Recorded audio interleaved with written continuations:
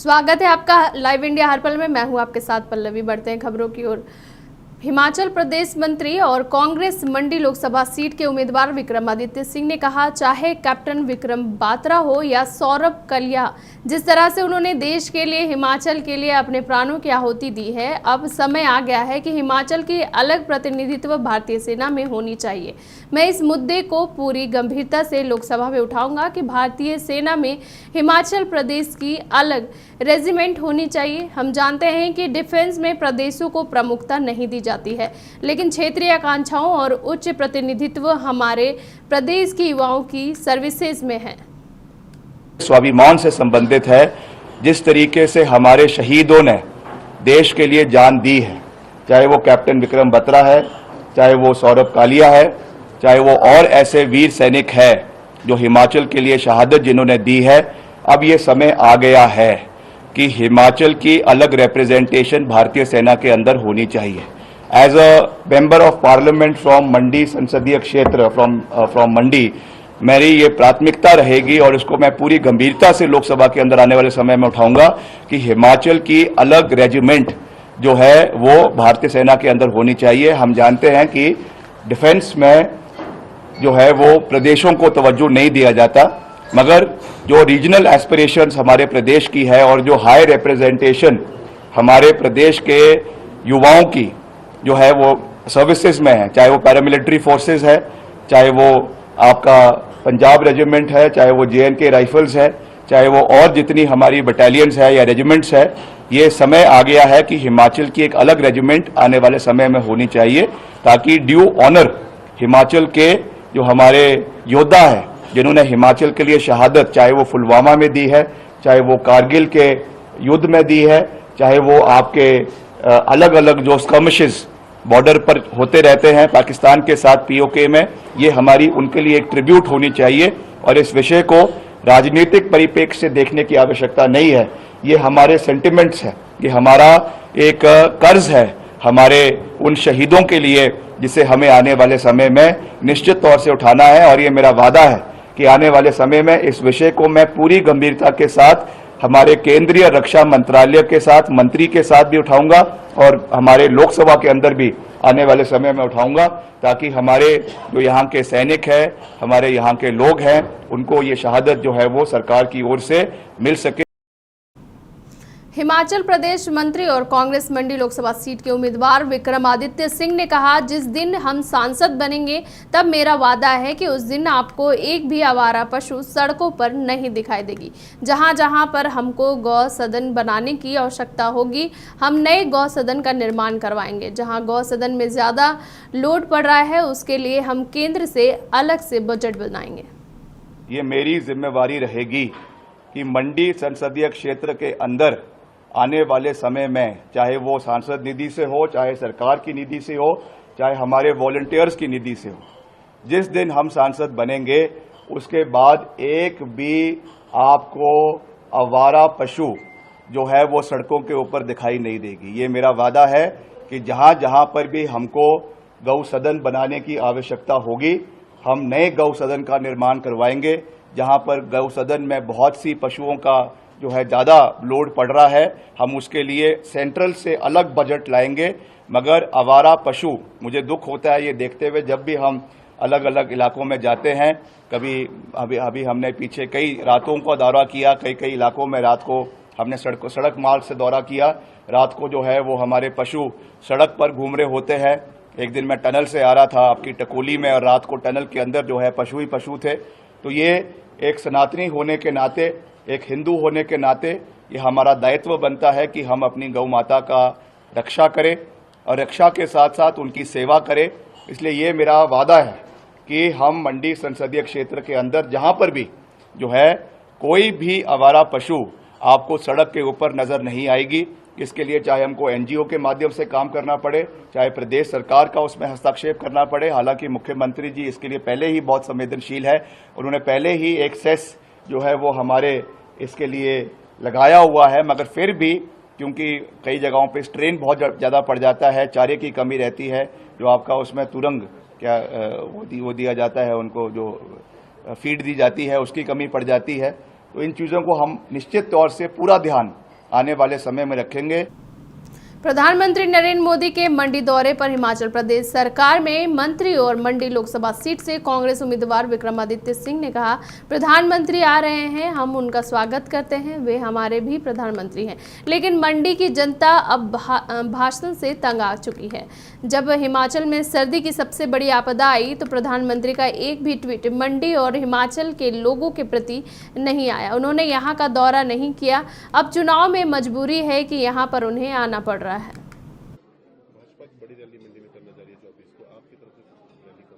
नहीं, हम भी करेंगे। अब हमको उनकी देखा देखी में रैली थोड़ी करनी है, हमारी अपनी स्ट्रैटेजी है।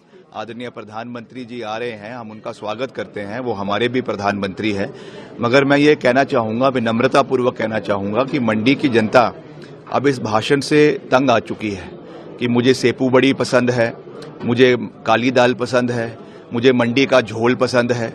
हर बारी ये बात को कहना, और जब वास्तविकता में मंडी के लोगों को सबसे ज्यादा आवश्यकता आदरणीय प्रधानमंत्री जी की थी, जब हमारी सबसे बड़ी सदी की आपदा हिमाचल के अंदर आई, मंडी के अंदर आई, तो आदरणीय प्रधानमंत्री जी का एक भी ट्वीट हिमाचल के लोगों के प्रति, मंडी के लोगों के प्रति नहीं आया। ऑन रिकॉर्ड मैं कह रहा हूं, अगर मैं गलत हूं तो मुझे दिखा दीजिए। एक भी रिकॉर्ड पे उनका ट्वीट नहीं आया, उन्होंने यहाँ का विजिट नहीं किया। अब चुनाव में मजबूरी है कि यहाँ पर उनको आना पड़ रहा है, तो आ रहे हैं, ठीक है, अपनी बात कहेंगे और शाम को वापस चले जाएंगे। दिल्ली सरकार में मंत्री और आप नेता आतिशी ने कहा, भाजपा ने 25 तारीख के मतदान से पहले आम आदमी पार्टी पर निशाना साधने और दिल्ली के लोगों को परेशान करने के लिए एक नया षड्यंत्र रचा है। भाजपा ने अपनी हरियाणा सरकार के माध्यम से दिल्ली के पानी को रोक दिया है।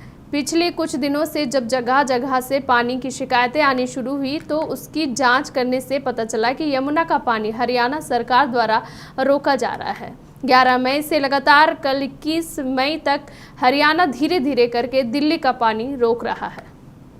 अब भारतीय जनता पार्टी ने 25 तारीख की वोटिंग से पहले एक नया षड्यंत्र रचा है, आम आदमी पार्टी को टारगेट करने के लिए, दिल्ली के लोगों को परेशान करने के लिए। और इस षड्यंत्र के तहत भारतीय जनता पार्टी ने अपनी हरियाणा सरकार के माध्यम से दिल्ली के पानी को रोक लिया है। वो दिल्ली वालों को परेशान करने के लिए, दिल्ली में पानी की त्राही त्राही मचाने के लिए, दिल्ली में आ रही यमुना की वाटर सप्लाई को रोक रहे हैं। पिछले कुछ दिनों से जब जगह जगह से पानी की शिकायतें आनी शुरू हुई, जहां पे कभी पानी की शिकायत नहीं आती है, उसकी जांच करने पे पता चला कि यमुना का पानी हरियाणा सरकार द्वारा रोका जा रहा है। जो यमुना का स्तर एक नॉर्मल समय पर वजीराबाद में 674 फीट होता है, जब कम भी होता है तो वो ज्यादा मतलब लोएस्ट पॉइंट पर 672 फीट तक चला जाता है। लेकिन 11 मई से लगातार कल 21 मई तक हरियाणा धीरे धीरे धीरे धीरे करके दिल्ली का पानी रोक रही है। 11 मई को यह स्तर 671.6 फीट पे था। 3 दिन ये 671.6 पे बना रहा। 14 और 15 मई को ये 671.9 पे गया। 16 मई को ये 671.3 पे नीचे आया। 17, 18, 19 मई को ये और नीचे आ गया, ये 671 फीट पे आ गया। और कल 21 मई को मुझे लगता है शायद दिल्ली के इतिहास में पहली बार यमुना का पानी 671 फीट के भी नीचे आ गया और 670.9 फीट मात्र पर रह गया। ये आंकड़े क्या दिखा रहे हैं?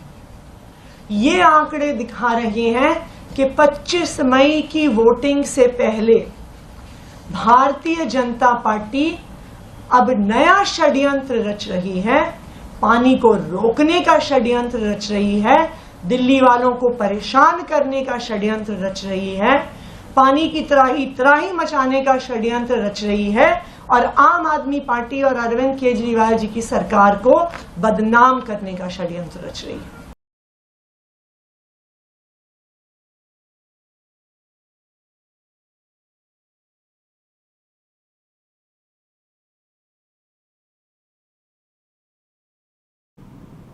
कांग्रेस अध्यक्ष मल्लिकार्जुन खड़गे के बयान पर जदयू नेता नीरज कुमार ने कहा, मल्लिकार्जुन खड़गे तो पार्टी के राष्ट्रीय अध्यक्ष हैं। हम उनसे पूछना चाहते हैं कि क्या इंदिरा गांधी द्वारा दिए गए गरीब हटाओ के नारे का अनुपालन हो गया? कांग्रेस को अपने गिरेबान में झांक कर देखना चाहिए कि राजनीतिक वैकल्पिक आधार पर करनी चाहिए। तेजस्वी यादव बोल रहे हैं कि 1 करोड़ रोजगार देंगे और आप बोल रहे हैं 30 लाख, तो कौन झूठ बोल रहा है? मल्लिकार्जुन खड़गे ने कहा है कि पीएम सिर्फ झूठ बोलते हैं, झूठों का पुलिंदा बांधते हैं, वादे झूठे करते हैं।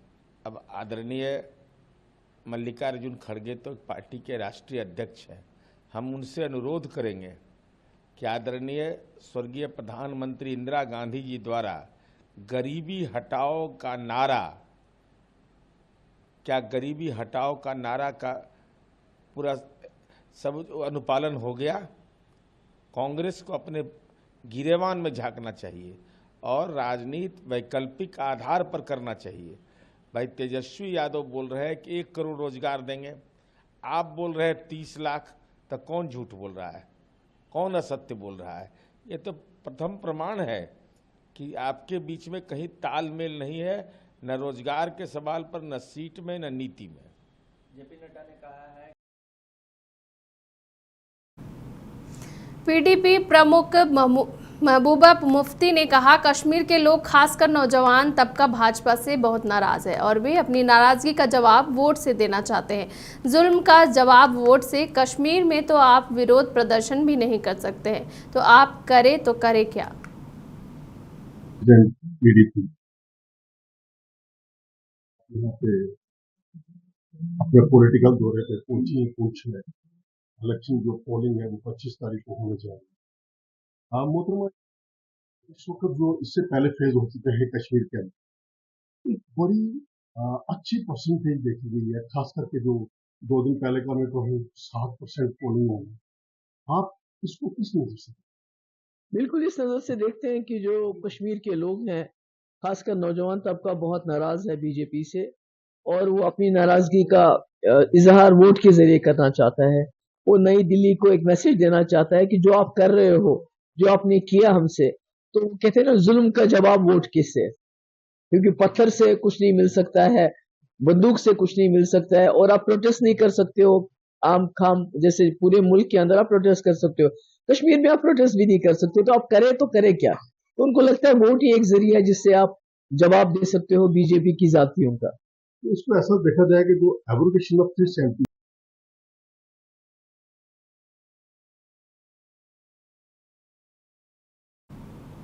लोकसभा चुनाव को लेकर उत्तर प्रदेश के उप मुख्यमंत्री केशव प्रसाद मौर्य ने कहा, आजादी के बाद देश में लगातार सत्ता में रहने के बाद झूठ कांग्रेस बोलती है। कांग्रेस तो झूठ बोलने की मशीन है, उसके पास हमारे खिलाफ कोई मुद्दा नहीं है। जब भी कांग्रेस की सरकार रही उन पर बड़े बड़े भ्रष्टाचार और घोटालों के आरोप लगते रहे, लेकिन पीएम मोदी के खिलाफ एक भी आरोप नहीं है। पीएम मोदी ने गरीबों की भलाई के लिए 10 सालों में जितने काम किए हैं 60 सालों में भी नहीं कर सकते। उनको विकसित भारत का स्वप्न देखने का भी साहस नहीं हुआ और पीएम मोदी ने 2047 तक विकसित भारत बनाने का नारा भी दे चुके हैं।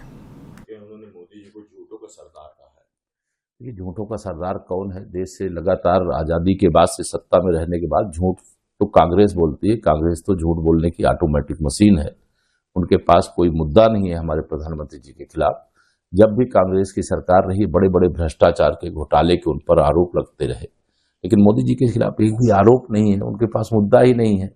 गरीबों की भलाई के लिए जितना मोदी जी ने काम किया 10 साल में, वो 60 साल में भी नहीं कर सके। भ्रष्टाचार के खात्मे के लिए जो कदम उठाए गए, अगर उसका एक एक कदम आगे बढ़ते तो 60 साल में देश भ्रष्टाचार मुक्त होता, विकासशील से विकसित होता। लेकिन विकसित भारत का स्वप्न देखने का भी उनको साहस नहीं हुआ और माननीय नरेंद्र मोदी जी 2047 तक विकसित भारत की दे दिया है डेडलाइन की इस तारीख को। जयपुर मौसम विज्ञान केंद्र निदेशक राधेश्याम शर्मा ने कहा, पिछले 24 घंटों में इस सीजन में पहली बार राजस्थान में अधिकतम तापमान 47 डिग्री सेल्सियस रिकॉर्ड किया गया है। पश्चिमी राजस्थान के सभी स्थानों पर अधिकतम तापमान 45 डिग्री सेल्सियस से ऊपर है। हीट वेव की परिस्थिति अधिकतर भागों में बनी हुई है। जैसलमेर में सबसे ज्यादा न्यूनतम तापमान 34 डिग्री सेल्सियस रिकॉर्ड किया गया है। देखिए, पिछले 24 घंटों में इस सीजन में पहली बार राजस्थान में 47 डिग्री सेल्सियस अधिकतम तापमान क्रॉस किया है। सर्वाधिक अधिकतम तापमान पिलानी में 47.2 डिग्री सेल्सियस रिकॉर्ड किया गया है। इसके अलावा पश्चिमी राजस्थान के सभी स्थानों पर, जयपुर, भरतपुर और कोटा संभाग के भी कई स्थानों पर अधिकतम तापमान 45 डिग्री सेल्सियस से ऊपर है, यानी कि हीट वेव की परिस्थिति अधिकतर भागों में बनी हुई है। इसके साथ ही जैसलमेर में सर्वाधिक न्यूनतम तापमान भी रिकॉर्ड किया गया है। पिछले 24 घंटों में सबसे ज़्यादा न्यूनतम तापमान जैसलमेर में 34 डिग्री सेल्सियस रिकॉर्ड हुआ, जो कि सामान्य से 7.1 डिग्री सेल्सियस ज़्यादा है। यानी कि हीट वेव के साथ साथ में सीवियर वार्म नाइट की कंडीशन भी फिलहाल राजस्थान में बनी हुई है। अगले 48 से 72 घंटों में राजस्थान के अधिकतर इलाकों में अधिकतम तापमान में और 1 से 2 डिग्री सेल्सियस की बढ़ोतरी होगी। यानी कि जिन इलाकों में फिलहाल तापमान 46 से 47 डिग्री सेल्सियस दर्ज हो रहा है, 23-24 मई तक आप देखेंगे कि उन इलाकों में तापमान 48 डिग्री सेल्सियस तक रिकॉर्ड होने की संभावना है। यानी कि 23 से 25-26 मई के दौरान पश्चिमी राजस्थान के जोधपुर, बीकानेर संभाग, इसके अलावा शेखावाटी क्षेत्र, जयपुर, भरतपुर और कोटा डिवीजन के इलाकों में अधिकतम तापमान 45 डिग्री से ऊपर, कहीं कहीं आप देखेंगे कि 47-48 डिग्री सेल्सियस तक रिकॉर्ड होने की प्रबल संभावना है। यानी कि हीट वेव के दौर से अभी भी अगले एक सप्ताह कह सकते हैं, यानी कि 5-6 दिनों तक विशेष परिवर्तन होने की संभावना नहीं है। यानी हीट वेव का दौर अगले 5 दिनों तक जारी रहेगा। हीट वेव के साथ साथ अगले 4-5 दिन राजस्थान के कुछ भागों में रात्रि न्यूनतम तापमान भी सामान्य से 3 से 5 डिग्री सेल्सियस ऊपर रहेगा। यानी कि heat wave, severe heat wave और कहीं कहीं वार्म नाइट की कंडीशन, और देखेंगे तो साउथ वेस्ट राजस्थान में कहीं कहीं सीवियर वार्म नाइट की परिस्थिति अगले 5 दिनों तक बनी रहेगी। लोकसभा चुनाव को लेकर प्रयागराज लोकसभा क्षेत्र से भाजपा उम्मीदवार नीरज त्रिपाठी ने कहा, मैं सब जगह जा रहा हूं और जनता का आशीर्वाद मिल रहा है, समर्थन मिल रहा है। निश्चित रूप से इस बार भाजपा की सरकार बनेगी और नरेंद्र मोदी तीसरी बार प्रधानमंत्री बनेंगे। तैयारियां बहुत बढ़िया चल रही हैं। जितने भी कोशिश करके, जितने भी मेरे क्षेत्र में गांव पड़ रहे हैं, मैं सब जगह जा रहा हूं और जनता का बहुत बहुत स्नेह और आशीर्वाद मिल रहा है, बहुत जन समर्थन मिल रहा है। और इस बार निश्चित है कि भारतीय जनता पार्टी की सरकार तीसरी बार आएगी और आदरणीय प्रधानमंत्री श्री नरेंद्र मोदी जी तीसरी बार प्रधानमंत्री बनेंगे और यह निश्चित है कि 400 के पार सीटें आएंगी भारतीय जनता पार्टी की।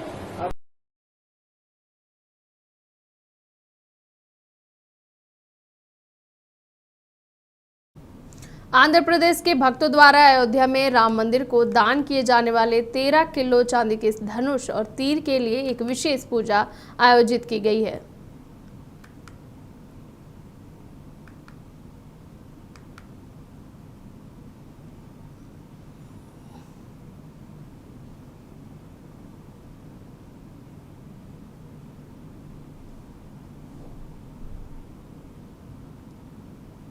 मध्य प्रदेश के पूर्व मुख्यमंत्री और भाजपा नेता शिवराज सिंह चौहान ने कहा, कोई सगा नहीं जिसे अरविंद केजरीवाल ने ठगा नहीं। जो दूसरों को ठगे वो ठग, लेकिन जो अपनों को ठगे वो महाठग। नेताओं की एक श्रृंखला है जिन्हें अरविंद केजरीवाल ने धोखा दिया है। आगे शिवराज सिंह चौहान ने क्या कुछ कहा, आइए सुनते हैं। और केजरीवाल अब तक कोई सगा नहीं जिसको केजरीवाल ने ठगा नहीं। केजरीवाल न केवल करप्शन वाल है बल्कि नटवर लाल भी है। जो दूसरों को ठगे वो ठग, लेकिन जो अपनों को ठगे वो महाठग। किस किस को नहीं ठगा। आदरणीय अन्ना हजारे जी, प्रशांत भूषण जी, वो बहन इल्मी पहले,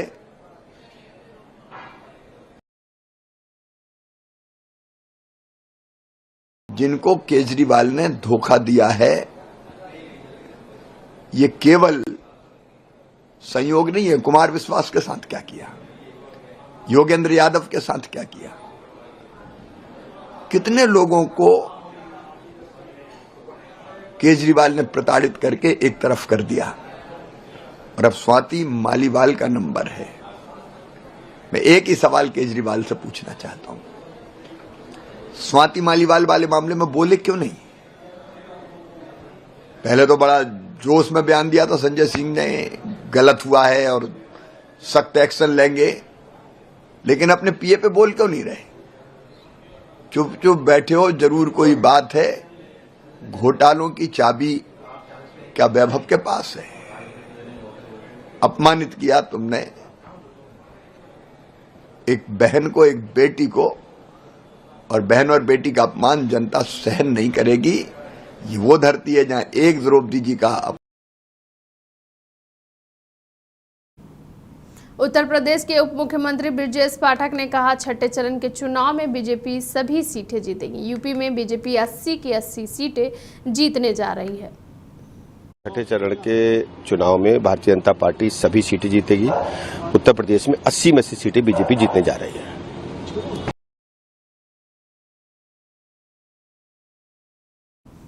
पुलिस ने मेट्रो स्टेशन पर दिल्ली के सीएम अरविंद केजरीवाल के खिलाफ जान से मारने की धमकी देने वाला आरोपी को पुलिस ने गिरफ्तार कर लिया है। दिल्ली पुलिस ने कहा कि मामले में दिल्ली पुलिस की मेट्रो यूनिट ने एफआईआर दर्ज की थी और मामले की जांच कर रही थी।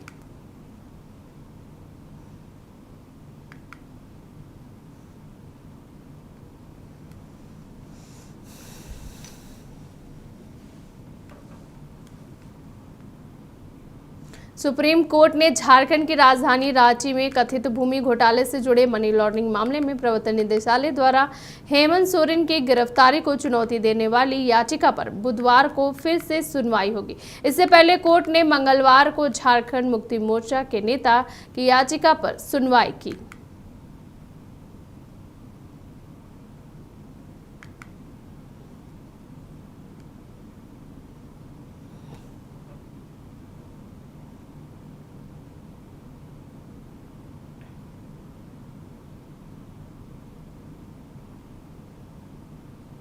लोकसभा चुनाव 2024 को लेकर चुनाव प्रसार तेज है। स्टार प्रचारकों की रैलियां लगातार आयोजित की जा रही हैं। इसी क्रम में कांग्रेस के स्टार प्रचारक प्रियंका गांधी, असम के मुख्यमंत्री डॉक्टर हेमंत बिस्वा शर्मा, मध्य प्रदेश के पूर्व सीएम शिवराज सिंह चौहान और भाजयुमो के राष्ट्रीय अध्यक्ष तेजस्वी सूर्या 22 मई को चुनावी सभा को लेकर झारखंड आ रहे हैं। प्रधानमंत्री नरेंद्र मोदी 28 मई को दुमका में बीजेपी प्रत्याशी के पक्ष में वोट करने की अपील करेंगे।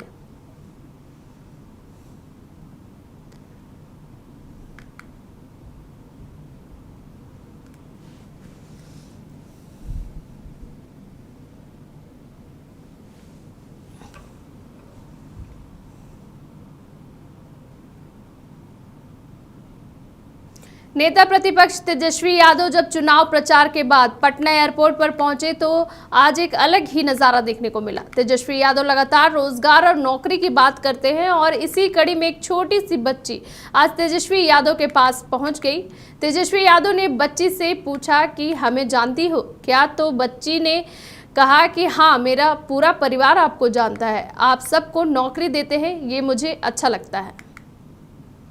लोगो हटाइए ना, लोगो हटाना, लोगो हटा, लोगो फोटो उठाओ।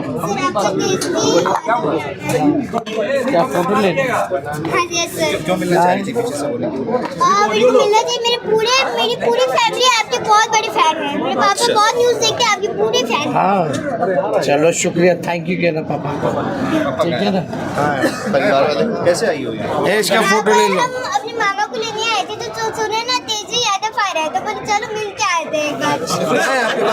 चलो पापा भी दुबई है। नहीं तो आप किसके साथ आए? अपनी मम्मी मम्मी भैया और अपनी मम्मी भैया और चाचा, मतलब सॉरी चाचा नहीं,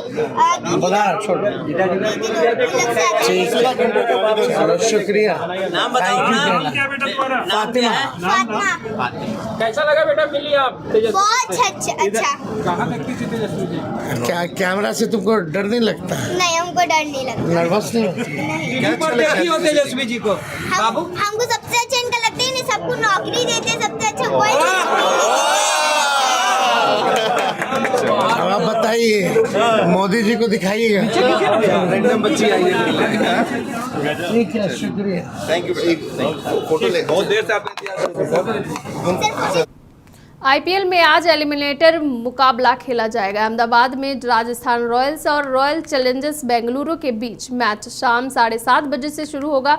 बता दें कि राजस्थान के 67% और बेंगलुरु ने 50% मैच जीते हैं। आज जीतने वाली टीम फाइनल में एंट्री के लिए 24 मई को सनराइज हैदराबाद के खिलाफ क्वालिफाइड 2 में उतरेगी। एलिमिनेटर मुकाबला हारने वाली टीम टूर्नामेंट से बाहर हो जाएगी।